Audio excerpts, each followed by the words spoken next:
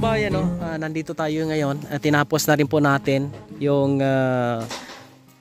balkonahe. Nilagyan natin ng grills yan.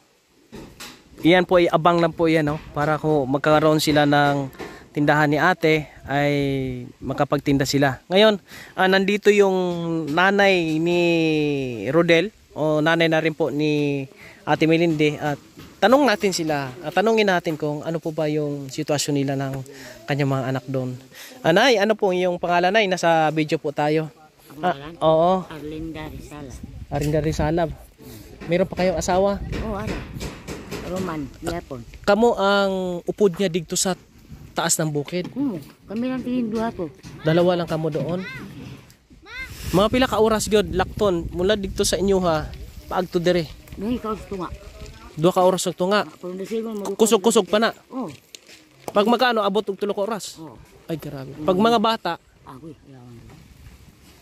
Kaya bawal yung mga bata. umiiyak yung mga bata. Kaya ito na maganda itong blessings para sa mga anak mo na sila ay kumba mabago ilang pangabuhi. Matabangan ang ilang mga anak. Oo. Kaya ito po mga kabayan, maganda ay nakapasal dito yung nanay po nila.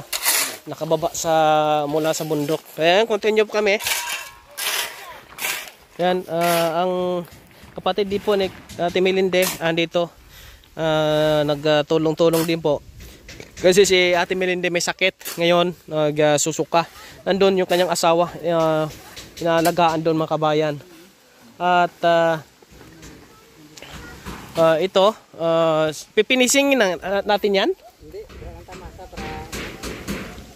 Hindi, sige. Para mapinising din yan.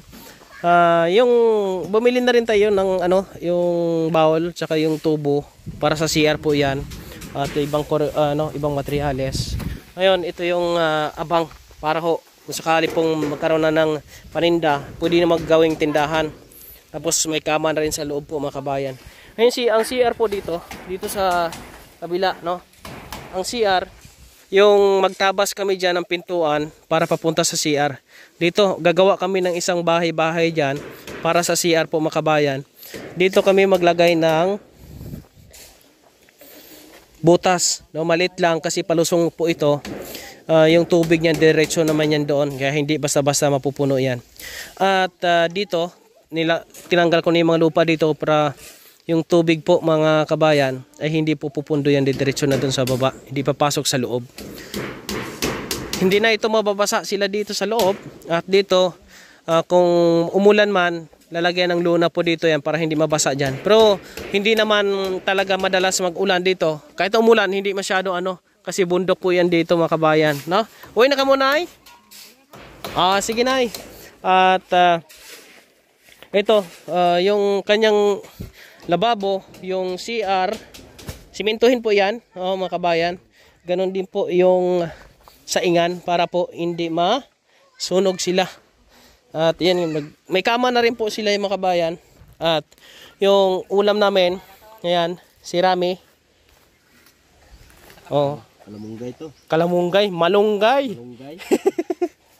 Malunggay to, malunggay. Kalamunggay. At yung likod po niyan mga kabayan, yero po yan. Nilagyan namin ng clean sheet para hindi masunog pagka abutin ng apoy.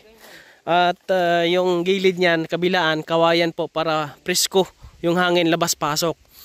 Kaya diyan natin nilagay yung saingan nila para yung sa loob hindi po maiitim kasi once na sa loob yung saingan nila, masisikip at dudumi yung loob. Pati yung buong bahay mo dudumi yan. Kasi nga iitim yan sa usok, kaya dito sa labas. No? Kaya bumili nito yung mga additional materials po mga kabayan.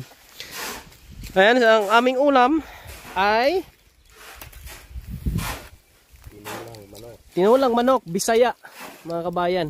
Pangpakata si Rami, nagpapagata si Rami. Hindi pwede yan sa Maynila kasi Bisayas yan. Bisayang manok. At yung bintana nila, malaki po yan. Kaya dyan nilagay ang bintana. Ang hangin kasi po galing dito. Papunta po dito yan. Ang hampas yung hangin dito. Kaya malamig po sa loob. Kaya tingnan natin puro bakal yung bahay. mainit tingnan, pero pag nasa loob ka, malamig po mga kababayan po natin. No? Salamat tayo sa ating mga sponsors kasi kung wala sila, hindi ito basta-basta magawa po natin, mga kababayan po natin. Kaya salamat sa ating main sponsor kay Alex Samera Society, Ate Myla Albert Bicol, ganon din po kay Ate Rosalinda Hubero, kay Ate Lynn Castor, kay Ate Melchor Natividad, kay Ate Imelda Bayani, kay Ate Hilen, at kay Brother Jeffrey. Ayan, shoutout. Shoutout din po natin dito si Kapitan Melinda Dilocanog at sa Dilocanog Family. Salamat. At salamat din po sa may-ari ng lupa kay Ma'am Michelin Valiente sa Valiente Family. At ganoon din po sa mga teachers ng Baclaw Integrated School, lalong kay Ma'am Margie, na siya po ang naging daan upang makarating sa atin yung sitwasyon po ng mga bata, mga kababayan. Kaya shoutout sa ating mga subscribers and followers, mga kababayan. Maraming salamat. Dyan lang sa para at dito kami maggawa ng pintuan, mga kababayan. Yung tama lang na hindi sila mabunggo, no? Ayan, ito yung ibubuhos doon sa kanilang lababo at saingan po, mga kabayan.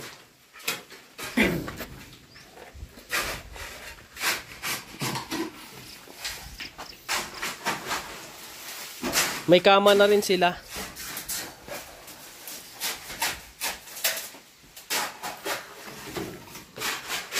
Shoutout po.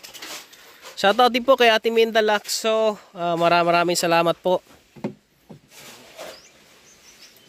Sa ating mga kaibigan, walang sawang nagmamahal sa mission po ni Kuya Raymond, maraming salamat. Kahit na wala tayong views, tuloy-tuloy po ang mission po ni Kuya Raymond kasi ang focus natin dito yung pagtulong. Marating natin yung mga kababayan natin na nasa liblib na lugar na hindi po nabibigyan ng pansin o hindi po nabibigyan ng tulong o hindi natutulungan yung kanilang mga sitwasyon na kailangan ng tulong, ay nandito tayo para abutin sila, mga kabayan. Bukas magpipintura na kami, tatapusin namin ngayon, sikapin namin matapos ngayon upang bukas na kami pintura, mga kababayan. Kasi 5 days lang po yun yung ating pong dito, ating time frame. Kasi kung lalampas po tayo ay mawala na po tayo, mga kababayan, ng budget, mga kabayan. Hindi ko pa alam kung ribbon cutting ko ito. Wala tayong baka hindi na kayanin ng budget natin, kaya gagawin natin, direksyon na natin turnover, mga kabayan. Maraming salamat sa mga nag-share po ng ating video. Thank you. Malaking tulong po yan, mga kababayan.